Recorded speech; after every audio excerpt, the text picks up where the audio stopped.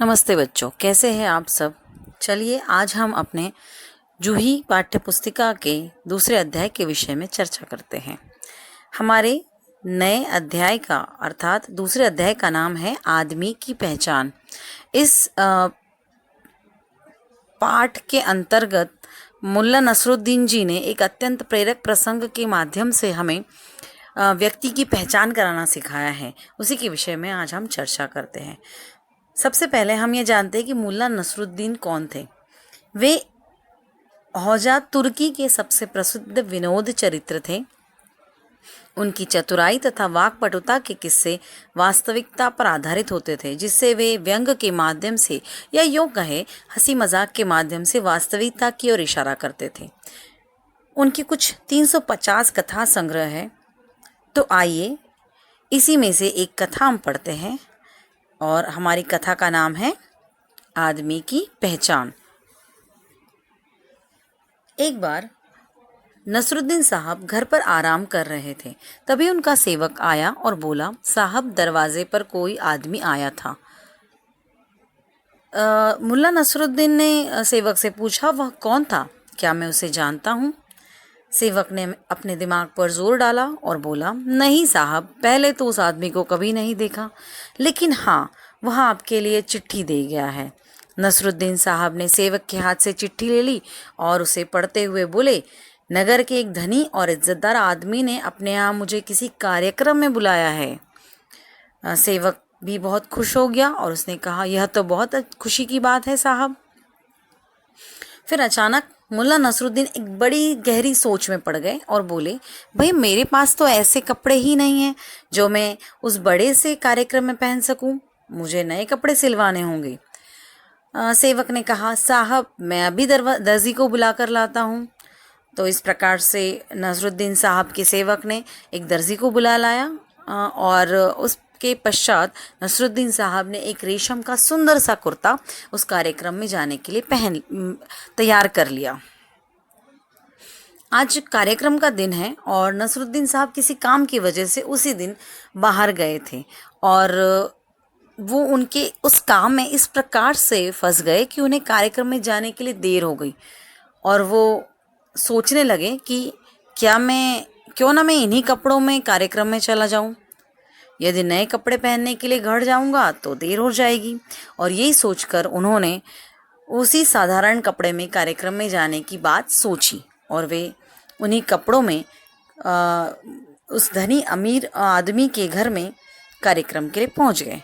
जैसे ही वह धनी आदमी से मिले जिसने उस कार्यक्रम में उन्हें बुलाया था, वे बड़े ही गर्मजोशी से उनके साथ बोलने लगे कि नमस्कार साहब, कैसे हैं आप?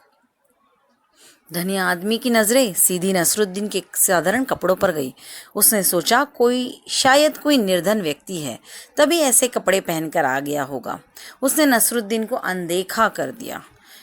यह देखकर मुल्ला नसरुद्दीन को बड़ा ही दुख हुआ। कार्यक्रम में दूर दूर से राजा महाराजा आए थे जो महंगे कपड़ों में अलग ही चमक रहे थे। उनके वहाँ रौनक बहुत अधिक थी, पर किसी ने भी नसरुद्दीन साहब को साधारण कपड़ों की वजह से नहीं पहचाना। इसका अर्थ यह हुआ कि व्यक्ति की पहचान उनके बड़े बड़े महंगे कपड़ों से की जाती है, ऐसा उन अमीर आदमियों ने सिद्ध कर दिया था, जबकि व्यक्ति की पहचान होनी चाहिए उनके विचारों से। इसीलिए मुल्ला नसरुद्दीन बड़े ही उदास और दुखी हो गए और बड़े दुखी मन से वहाँ से वो लौट आए। नसरुद्दीन साहब को अपने घर लौटकर आया देखकर उनके सेवक ने उनसे पूछा, क्या हुआ साहब, आप तो कार्यक्रम में जाने वाले थे, क्या आप वहाँ से हो आए? नसरुद्दीन साहब ने सेवक को सारी बात बताई। उसे भी बहुत बुरा लगा। नसरुद्दीन सेवक को नए कुर्ते का डिब्बा और एक चिट्ठी दी। नसरुद्दीन साहब ने तुरंत एक बक्से में वो कपड़े और एक चिट्ठी उस सेवक को थमाते हुए बोले, जाओ इस डिब्बे और चिट्ठी को उस धनी आदमी को दे आओ। सेवक उस पते पर पहुंचा जहाँ पर वो कार्यक्रम चल रहा था। जैसे ही वो उस कार्यक्रम में पहुंचा तो उसने उस धनी आदमी को वो डिब्बा थमा दिया और उसे कहा कि ये हमारे साहब नसरुद्दीन साहब ने आपके लिए भिजवाया है और साथ में ये चिट्ठी भी भिजवाई है। धनी आदमी ने जब डिब्बे को खोला तो उसमें नए कुर्ते को देखकर वो समझ ही नहीं पाया कि ये क्या नई चीज़ है। अब उसने चिट्ठी पढ़ी जिसमें लिखा था, जब मैं आपसे कार्यक्रम में मिला तो आपने मुझे पहचाना नहीं, क्योंकि मैंने पुराने व सस्ते कपड़े पहने थे। अब मैं समझ गया हूँ कि आपने मुझे नहीं बल्कि मेरे महंगे कपड़ों को कार्यक्रम में बुलाया था। यह कुर्ता नया व महंगा है, इसे इज्जत दीजिए। आपका नसरुद्दीन।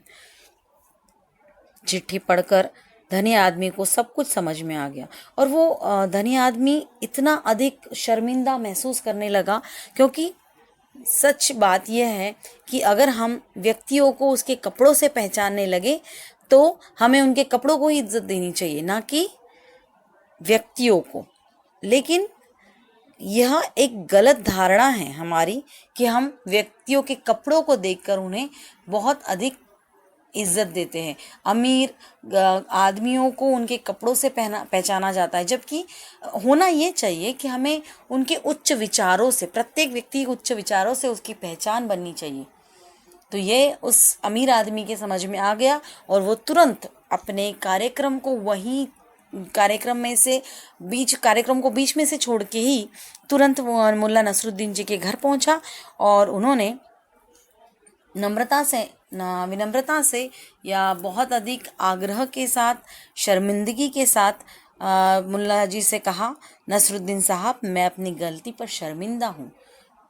मेरी नज़र आप पर नहीं, आपके साधारण कपड़ों पर थी।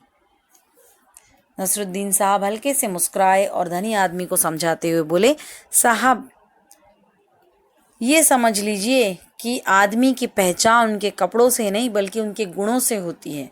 धनी आदमी को अपने किए पर बहुत अधिक पछतावा हुआ और उसके बाद उसने नसरुद्दीन साहब जी की माफ़ी मांगी और उनसे कहा कि दोबारा आप हमारे कार्यक्रम में चलिए। उसके पश्चात नसरुद्दीन साहब ने उसे माफ़ कर दिया और मुस्कुराते हुए कहने लगे, हाँ हाँ ज़रूर चलेंगे, अब तो मेरे पास समय भी है, मैं अभी यह नया रेशम का कुर्ता पहन कर आता हूँ। नसरुद्दीन साहब और वह धनी आदमी जब दोबारा कार्यक्रम में पहुंचे तो वहाँ उनका खूब अच्छे से स्वागत किया गया।